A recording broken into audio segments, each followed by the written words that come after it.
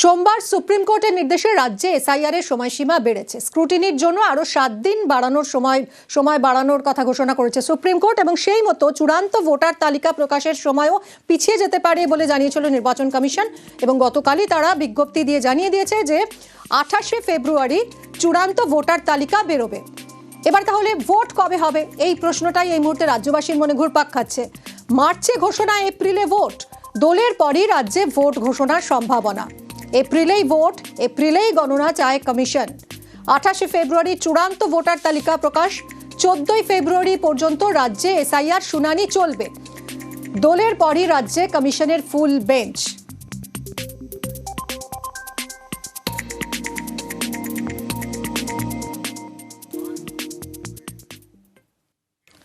অঙ্গদানের সচেতনতায় ধাক্কা কুসংস্কার। মা চেয়েছিলেন তার মৃত্যুর পর চোখ দান করতে, সেই ইচ্ছে পূরণ করে জেলে সমাজকর্মী ছেলে। চক্ষুদানের অঙ্গীকারপত্র থাকা সত্ত্বেও গ্রেফতার করেছে পুলিশ। স্থানীয়দের কুসংস্কার, অঙ্গদান নাকি করা যাবে না, আর সেখান থেকেই অভিযোগ, তারপর গ্রেফতার। কৃষ্ণনগর পুলিশের ভূমিকা নিয়ে প্রশ্ন তুলছেন অনেকেই।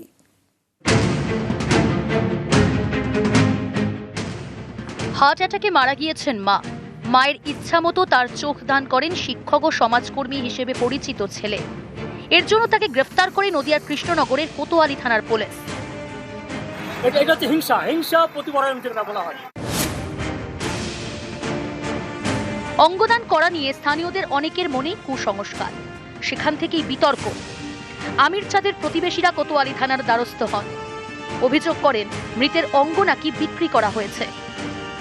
মৃত্যুর পরে তার মায়ের চোখ দুটো যাতে আরো কিছু মানুষ উপকৃত হয়, দান করা হয়েছে। এটা ভালো কাজ। মানে গ্রামের লোকের কিছু পুরনো শত্রুতা আছে, আমাদের প্রতি হিংসা আছে, সেই হিংসা বিদ্বেষের এটা সুযোগ নিয়ে ওরা এটা মিথ্যা কথা বলছে। মরণোত্তর চক্ষুদানের ক্ষেত্রে যে চক্ষুদান করবে জীবিত অবস্থায় উনি অঙ্গীকার করতে পারেন। মৃত্যুর পর ওনার যে ওয়ারিশন যারা আছেন বা ছেলে বা মেয়ে, তারাও অঙ্গীকার করে চক্ষুদান করতে পারেন। পুলিশ অ্যারেস্ট করার আগে ওনার যে কাগজপত্র আছে সেগুলোকে দেখে ঠিকঠাক ব্যবস্থা নিলে মনে হয় ভালো হতো।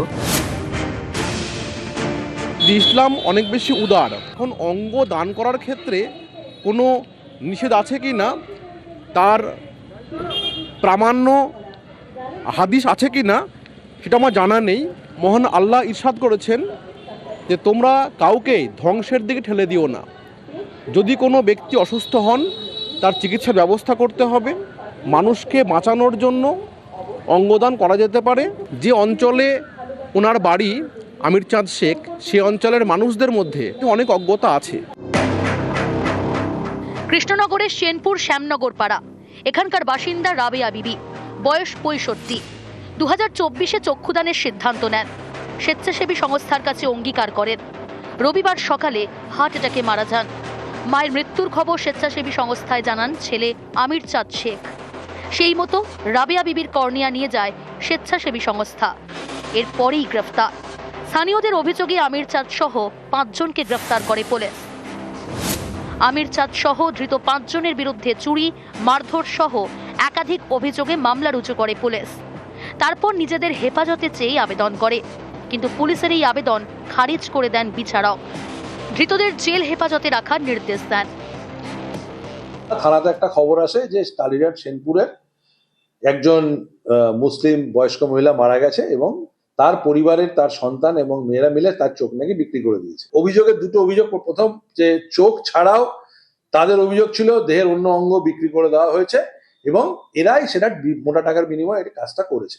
আমরা তখন ওই অভিযোগের ভিত্তিতে তার ওই সবাইকে রিকভারি করে থানায় নিয়ে আসি এবং সেই অভিযোগের ভিত্তিতে আমরা যথাযথ সেকশনে চোখ চুরির কেসে মামলা করে তাদেরকে কোর্টে তুলি। প্রচণ্ড ধিক্কার জানায় এবং সেখানে বিএনএসের যে অ্যাক্টগুলো দিয়েছে সেগুলো জামিন অযোগ্য ধারা। পুলিশের ওভার অ্যাকশন এর ক্ষেত্রে আমরা চেষ্টা করছি হাইকোর্টে আইসির এগেনস্টে একটা মামলা রুজু করতে। অনেকেরই মত, এই ঘটনায় পুলিশ অতি সক্রিয়তা দেখিয়েছে। তাদের প্রশ্ন, কোথাও বাল্যবিবাহ হলে তখন পুলিশ কি করবে?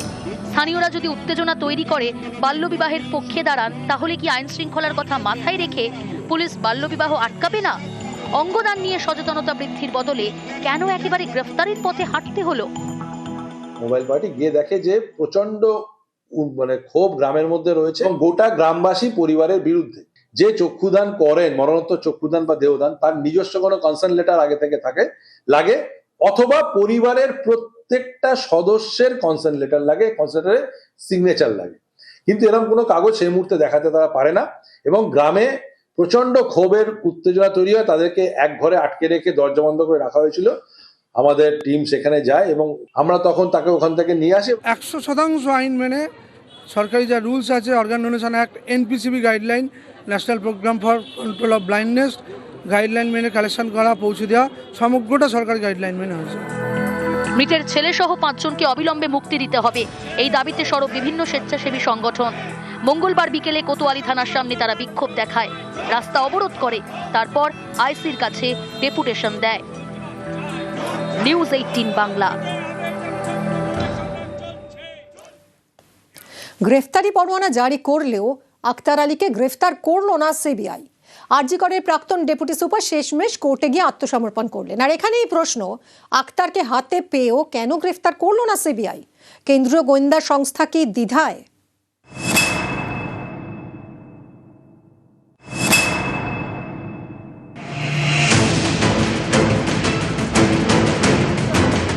আক্তার আলী আরজি কর হাসপাতালের প্রাক্তন ডেপুটি সুপার।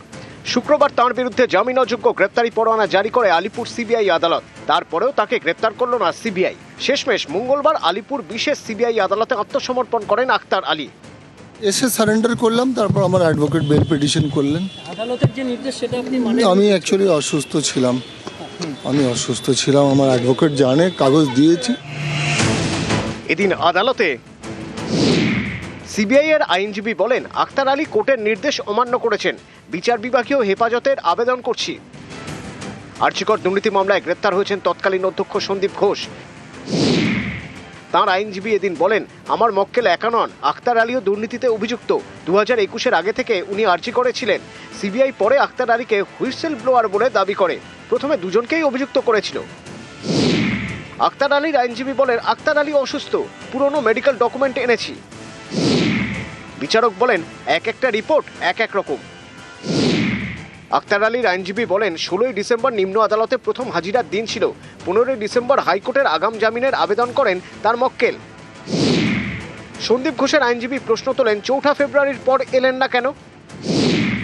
বিচারক বলেন, 2024-এ অসুস্থ ছিলেন, আর 2025-এ 16ই ডিসেম্বর হাসপাতালে ভর্তি করা হয়, 17ই ডিসেম্বর ছেড়ে দেওয়া হয়, একদিন হাসপাতালে। এরপর আলিপুর বিশেষ সিবিআই আদালত আক্তার আলীকে 17ই ফেব্রুয়ারি পর্যন্ত জেল হেফাজতের নির্দেশ দেয়। করাপশনের কথাটা ওরা তুলে ধরেছে। আমরাও বলেছি যে যেটুকু করাপশন সিবিআই দেখিয়েছে সেটা লিমিটেড ওয়েতে দেখিয়েছে, অ্যাকচুয়ালি হিউজ করাপশন আছে। আর এই কেসেই প্রায় 1.5 বছর ধরে সন্দীপ ঘোষ এবং অন্যান্যরা মোট 5 জন কাস্টাডিতে আছেন, আর এনার জন্য ড্র্যাগ হচ্ছে কেস। আমি আবার ব্যাক করব এমন নয় যে আমি সারা জীবনের জন্য যাচ্ছি। I will be back. আমি বেরোই, আমার কাছে কিছু তথ্য আছে, আমি বেরোই, ওটাতে আমার কাছে যা ইনফরমেশন আছে তাতে পুরো মোড় ঘুরে যাবে। আরজি করে ভুরি ভুরি দুর্নীতির অভিযোগ তুলে 2024 সালে সরব হন আক্তার আলী। হুইসেল ব্লোয়ার হিসেবে নিশানা করেন তখনকার অধ্যক্ষ সন্দীপ ঘোষকে। টালা থানায় অভিযোগ করেন। শুক্রবার তাঁর বিরুদ্ধেই গ্রেপ্তারি পরোয়ানা জারি করে আদালত। আদালতে 5 বার হাজিরা না দেওয়ায় জামিন অযোগ্য গ্রেপ্তারি পরোয়ানা জারি হয়। শুক্রবার আক্তারের দাদা দাবি করেন তার ভাইয়ের নাকি অপারেশন হবে, অথচ এর পরের দিনই আক্তারকে নাকি ছুটি দিয়ে দেয় নার্সিংহোম। সেখান থেকে বেরিয়ে সোজা আলিপুর আদালতে। দাবি করেন আইনজীবী না থাকায় আত্মসমর্পণ করতে পারেননি।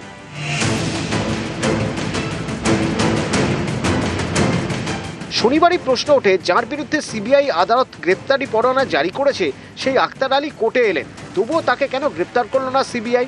রবিবারও নাকি আক্তারের খোঁজই পায়নি সিবিআই। এরপর সোমবার আদালতে হাজিরি হননি আক্তার আলী। সেদিন সকাল 10টা থেকে বিকেল 4টে পর্যন্ত আলিপুর আদালতের ঠায় বসে থাকেন সিবিআই তদন্তকারী অফিসার। কখন আক্তার আত্মসমর্পণ করবেন সেই অপেক্ষা করেন। এখানেই প্রশ্ন, শনিবার আক্তার আলী কোর্টে যাওয়া সত্ত্বেও সেদিন তাকে কেন গ্রেপ্তার করেনি সিবিআই? শুক্রবার গ্রেপ্তারি পরোয়ানা জারি হয়, তারপর আক্তারকে কেন গ্রেপ্তার করেনি সিবিআই? আক্তারের আত্মসমর্পণ পর্যন্ত কেন অপেক্ষা করলো সিবিআই? আরজি করে ধর্ষণ খুনের মামলায় সিবিআই এর ভূমিকায় প্রশ্ন উঠেছে। তাই কি আরজি কর দুর্নীতি মামলায় অভিযোগকারীকে গ্রেপ্তার করার ক্ষেত্রে সিবিআই দ্বিধায়? নিউজ 18 বাংলা। নদীচরের মাটি চুরি করে ইটভাটায় মুড়িগঙ্গা কালনাগিনী নদীর চরে দেদার মাটি চুরি হচ্ছে, অভিযোগ কাকদ্বীপের ইটভাটা মালিকের বিরুদ্ধে। কথা বলবো, আরো জানবো। বিশ্বজিৎ রয়েছে সঙ্গে। বিশ্বজিৎ, কতদিন ধরে এই কাজ করছেন এই ইটভাটার মালিক? হ্যাঁ দেখো, এটা দীর্ঘদিন ধরে চলে আসছে এবং বারে বারে প্রশাসনের নজরদারি এড়িয়ে একেবারে কালনাগিনী নদীর চর কেটে যে ইটভাটা রয়েছে স্বামী বিবেকানন্দ গ্রাম পঞ্চায়েতের যে বুদ্ধপুর এলাকা রয়েছে, সেখান থেকে মাটি একেবারে দিনের বেলায় প্রকাশ্য দিবালোকে মাটি চুরি করে কিন্তু ইটভাটায় কাজে লাগানো হচ্ছে, এমনটাই কিন্তু অভিযোগ। কোনো ব্যবস্থা নেওয়া হয়নি কেন এতদিন? হ্যাঁ দেখো, আমরা এইটা নিয়ে যে ব্লকের যে এইচডি এলআর রয়েছে তার সঙ্গে কথা বলেছিলাম। তিনি কিন্তু যথাযথ ব্যবস্থা নেওয়ার আশ্বাস দিয়েছেন, কিন্তু এই মুহূর্তে যে পরিস্থিতি তৈরি হয়েছে, যে একেবারে যে কালনাগিনী নদীর চর একেবারে কেটে ফেলা হচ্ছে এবং তার কারণে যে গ্রামবাসীরা রয়েছে তারা কিন্তু আতঙ্কিত এবং যেভাবে বিগত দিনে যে জল বেড়েছিল, ইয়াসের ঝড়ের যে জল বেড়েছিল, সেখানে এই গ্রামগুলো কিন্তু প্লাবিত হয়েছিল। কিন্তু সেই জায়গায় দাঁড়িয়ে তারা কিন্তু এই মুহূর্তে আতঙ্কিত এবং তারা চাইছে প্রশাসনের হস্তক্ষেপ, কিন্তু প্রশাসনের যে নজরদারি এড়িয়ে এই যে প্রকাশ্য দিবালোকে কাজ করা হচ্ছে তার পিছনে তারাও প্রশ্ন তুলতে শুরু করেছেন। তাহলে কি স্থানীয় যারা নেতা এবং যারা পুলিশ প্রশাসন রয়েছে বা যে প্রশাসন দ্বারা পঞ্চায়েত রয়েছে, তারা কি এই কাজে দিচ্ছে? সেইখানেই কিন্তু বিষয়টি এখন তদন্ত সাপেক্ষ। অনেক ধন্যবাদ। এই মাটিটা কাটা হচ্ছে কেন? আমাদের মালিকের কাজ করতেছি। কোন মালিক? ইটভাটার? ইটভাটার মাটি কাটা হচ্ছে? কি নদীর চর এটা? কি নদীর চর সে মালিক জানে। আচ্ছা, মানে আপনার মালিক বলেছে আপনারা? হ্যাঁ। কতদিন ধরে কাজ করছেন এখানে? এই 12 মাস কাজ হয়। এইভাবে মাটি কাটা হয় 12 মাস? 12 মাস। ভাটার নাম কি? মা ভাটা। হ্যাঁ, আমাদেরই লোক কাজ করছে, কিন্তু চর থেকে মাটি কাটা হচ্ছে না, মানে চর থেকে কাটছে না। তাহলে কোথা থেকে কাটছে? নদীর একেবারে লাগোয়া জায়গা থেকেই মাটি কেটে আনা হচ্ছে, একদম ফাঁক মাটি কেটে আনা হচ্ছে। ওগুলো কাটা হচ্ছে না, ওগুলো আমাদের লোকরা কাটছে না। আপনার জায়গায় তো এনে মাটি ফেলা হচ্ছে? না, আমার জায়গায় মাটি ফেলা হচ্ছে না, এরকম কোনো আপনি নজির পাবেন না। এটা সম্পূর্ণ ভুল তথ্য। মাটি কেটেছে মনে তো হচ্ছে এবং একটা মাটি তার সাইডে ফেলা হয়েছে। যাক, আমি ইটভাটার মালিক ম্যানেজারকে বললাম যে কাগজপত্র নিয়ে কালকে সকালবেলা অফিসে বিএলও সাহেব আমি আছি, দেখা করে কতটা কি ওদের জমি আছে সেটা দেখে দেওয়া হবে এবং যদি ওরা কেটে যেন আর মানে কোনো দিনই আর না কাটে, নাহলে আমরা উপযুক্ত ব্যবস্থা নেব। দামোদরের উপরে ব্রিজ, সেই ব্রিজের একেবারে গোড়া থেকে তোলা হচ্ছে বালি। হাওড়ার আমতায় চাঞ্চল্যকর অভিযোগ।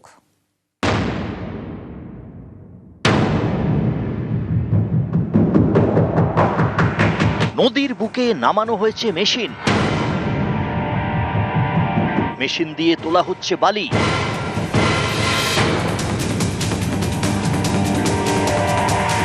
হাওড়ার আমতা দিয়ে বয়ে গিয়েছে দামোদরের ওপরে বেতাই ব্রিজ।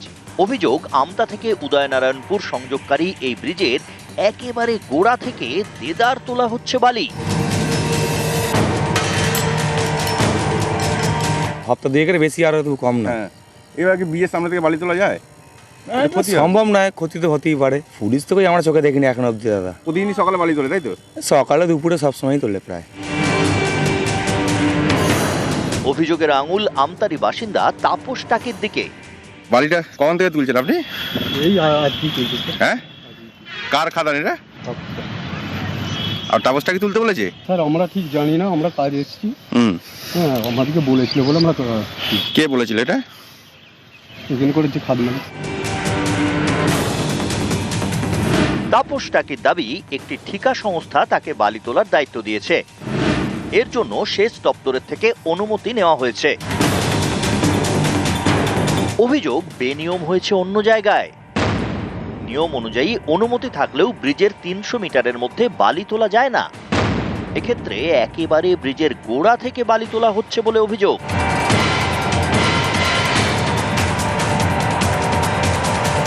3 দিন আগে যখন বালি তোলা স্টার্ট হয়েছিল, আমি সঙ্গে সঙ্গে যুদ্ধকালীন তৎপরতাতে ওসি আমতাকে বলেছি ইমিডিয়েটলি যারা করছে তাদেরকে অ্যারেস্ট করুন এবং বাড়ি তোলা বন্ধ করুন। সঙ্গে সঙ্গে ওসি র্যাব নিয়ে বিরাট পুলিশ বাহিনী নিয়ে বন্ধ করেছে। আবার শুন সকাল থেকে হচ্ছে। ব্রিজের গোড়া থেকে বাড়ি তুললে ব্রিজটা ভেঙে যাবে, ব্রিজের যে থামগুলো নষ্ট হয়ে যাবে, ব্রিজটাও কিন্তু ভঙ্গুর অবস্থায়, ব্রিজটাও ধসে পড়বে। আমি এক্ষুনি পুলিশ প্রশাসনের সঙ্গে কথা বলছি। হাওড়া রামতা থেকে সন্তু মালিক, নিউজ 18 বাংলা। অ্যাডমিট কার্ড না পেয়ে পরীক্ষা দেওয়া হলো না, কলেজের বিরুদ্ধে চূড়ান্ত গাফিলতির অভিযোগ। বীরভূমের রাজনগর কলেজের ঘটনা। পরীক্ষা দেওয়া হলো না ইংরেজি অনার্সের 2 ছাত্রী। সুপ্রতিম আমাদের প্রতিনিধির সঙ্গে কথা বলবো। সুপ্রতিম, এতটা গাফিলতি, 2জন ছাত্রী তারা পরীক্ষাতেই বসতে পারলো না, কি বলছে কলেজ কর্তৃপক্ষ? একদম দেখো, কলেজ কর্তৃপক্ষের গাফিলতির অভিযোগ তুলেছে এই 2জন ছাত্রী এবং তাদের যে সেমিস্টারের পরীক্ষা 2য় বর্ষের, এবং সেখানে কিন্তু তারা যখন সমস্ত টাকা পয়সা দিয়েই কিন্তু তারা ফর্ম ফিল আপ করেছিল অন্যান্য ছাত্রছাত্রীদের সঙ্গে, কিন্তু এরপরে তারা যখন অ্যাডমিট কার্ড আনতে যায় দেখা যায় তাদের কোনো অ্যাডমিট কার্ডই নেই। তারা তার বারবার প্রিন্সিপালের কাছে এবং কলেজের যে সমস্ত কর্মী রয়েছে তাদের কাছে বলেন যে অ্যাডমিট কার্ডের ব্যবস্থা করতে, কিন্তু তারা সে প্রকারের কোনো কর্মপাতি করেনি বলে অভিযোগ। এবং সমস্ত ছাত্রছাত্রী যখন এই সেমিস্টারের পরীক্ষা দিচ্ছে, কেবলমাত্র এই 2জন ছাত্রছাত্রী পরীক্ষা দিতে পারলো না। এবং এই 2জন ছাত্রছাত্রী কিন্তু যথেষ্ট কষ্ট করে এই রাজনগর থেকে শিউরি বাসে করে এসে পড়াশোনা করেছে, কিন্তু রাজনগরের কলেজে তারা পড়াশোনা সত্ত্বেও কিন্তু এই পরীক্ষা দিতে পারলো না, বাকিরা দিল। এবং তারা বারবার দরবার করেছেন পরীক্ষা দেওয়া, যেহেতু বর্ধমান ইউনিভার্সিটির আন্ডারে এই পরীক্ষা হচ্ছে। তবে কলেজ কর্তৃপক্ষের আন্ডারে একটা জিনিস জানতে পারা গেছে যে 20 তারিখে এই নিয়ে একটা বৈঠক আছে, কিন্তু বৈঠক করে কি হবে এমনটাই কিন্তু ছাত্রছাত্রী তারা চাইছে যে তারা যেন পরীক্ষা দিতে পারে। এক্ষেত্রে কোনো ব্যবস্থা করা যায় কিনা তারা সেটা বর্ধমান ইউনিভার্সিটির কাছে তারা একটা অনুরোধও করছেন যে তাদের পরীক্ষার ব্যবস্থা করতে, কারণ সেক্ষেত্রে কিন্তু তাদের একটা বছর পুরোপুরি একটা সমস্যার মধ্যে পড়তে পারে, এমনটাই কিন্তু অভিযোগ এই ছাত্রছাত্রীদের। ধন্যবাদ সুপ্রতিম। স্যারদেরকে বললাম যে স্যার অ্যাডমিট আসেনি, ওরা বলছে দেখছি, অনেক খোঁজাখুঁজি করলো, তারপর পেলো না। তাদের ভুলের জন্য আজকে এমনি হলো, আমার একটা বছরও নষ্ট যাবে। চাইছি যে পরীক্ষার জন্য ব্যবস্থা করে দিতে। 16ই জানুয়ারি আমি ফর্ম ফিল আপ করেছি এবং কালাম স্যারের হাতে আমি সেটা জমা করেছি। তারপরেও এরা কিছু ব্যবস্থা নেয়নি, অ্যাডমিট আমার আসে নাই। কলেজ কর্তৃপক্ষকে জানিয়েছি, ওরা এখনো পর্যন্ত কোনো ব্যবস্থা করতে পারেনি। ভুল তাদের হয়েছে, কিন্তু আমার যে গোটা বছরটা নষ্ট হলো তার দরুন আমি কি করবো এবারে? আমি চাই ওরা যাতে আমার পরীক্ষা দেওয়ার ব্যবস্থাটা করে দেখ, যে করি হোক, তাহলে গোটা বছরটা আমার নষ্ট হয়ে যাবে। আমি অনার্সের ছাত্র, ইংলিশ অনার্স নিয়ে আমি পড়ছি, অনেক কষ্ট করে আমাকে পড়াইছি বাবা। এদের গাফেলতির জন্য আমি আজ পরীক্ষা দিতে পারলাম না। আমি এখন কি করবো গোটা বছরটা? নতুন চেহারায় পানিহাটি পুরসভার মাতৃসদন। বন্ধ হয়ে যাওয়া সরকারি হাসপাতাল ফের চালু করার সিদ্ধান্ত প্রায় 17 বছর পর। উত্তর 24 পরগনার পানিহাটি। এখানকার সোদপুর স্টেশন রোড থেকে ঘোলার দিকে যেতে বাঁহাতে পানিহাটি মাতৃসদন ও হাসপাতাল প্রায় 17 বছর বন্ধ থাকার পর ফের চালু হতে চলেছে। অগস্ট থেকে পরিষেবা শুরুর সম্ভাবনা। 2001 সালে চালু হয় পানিহাটি পুরসভা পরিচালিত মাতৃসদন। 2009 সালে এই সরকারি হাসপাতাল বন্ধ হয়ে যায়। প্রায় 17 বছর পর হাসপাতাল চালু করতে উদ্যোগী পুরসভা। মাতৃসদন সংস্কারের জন্য প্রায় 25 কোটি টাকা বরাদ্দ করা হয়েছে। তৃণমূল পরিচালিত পানিহাটি পুরসভার দাবি, নামে মাতৃসদন হলেও এবার থেকে অন্যান্য রোগের প্রাথমিক চিকিৎসাও মিলবে। মাতৃসদনে চিকিৎসা পরিষেবা দেবে একটি নার্সিংহোম কর্তৃপক্ষ। 15 বছরের জন্য তাদের লিজ দেওয়া হয়েছে। পুরসভার দাবি, অনেক কম খরচে পরিষেবা পাওয়া যাবে। বেডের সংখ্যা 50 থেকে বেড়ে হবে 100। এটা যদি চালু হয় এলাকার বাসিন্দাদের প্রচণ্ড পরিমাণে বাইরে যেতে হবে না, এইখানেই তাদের সব কিছু হয়ে গিয়ে তাহলে একটা সুস্থ পরিবেশ সমস্ত তৈরি হতে পারে। ভীষণ খুশি, কারণ আমাদের যে পরিষেবাগুলো বন্ধ ছিল এখানকার মানুষজনের খুব অসুবিধা হতো, কারণ হাসপাতালটা অনেকটা দূরে। উন্নত আরও যতটা ছিল তার থেকে যেন আরও উন্নত হয়, ভালো ডাক্তার আসুক। মাতৃসদন রয়েছে ঘোলা 32 নম্বর ওয়ার্ডে, সেটা 2009-2010 পর থেকে বন্ধ রয়েছে। আমরা চেষ্টা করছি মাতৃসদনকে নতুন রূপে ফিরিয়ে আনবার জন্য। ডাক্তারবাবুরা এসেছিলেন JBCH এর পক্ষ থেকে, তাদের সঙ্গে বিস্তারিত আলোচনা হয়েছে এবং 100 বেডের এই হসপিটাল এখানে হবে, সমস্ত রকম ট্রিটমেন্টের ব্যবস্থা হবে এবং ওরা 15 বছরের লিজ হিসাবে এটা নেবে। আমরা যেটা চাইছি পানিহাটির মানুষকে একটা বিশেষ ছাড়ের ব্যবস্থা করে যাতে ট্রিটমেন্টটা হয়। উত্তর 24 পরগনার পানিহাটি থেকে সুবীর দে, নিউজ 18 বাংলা।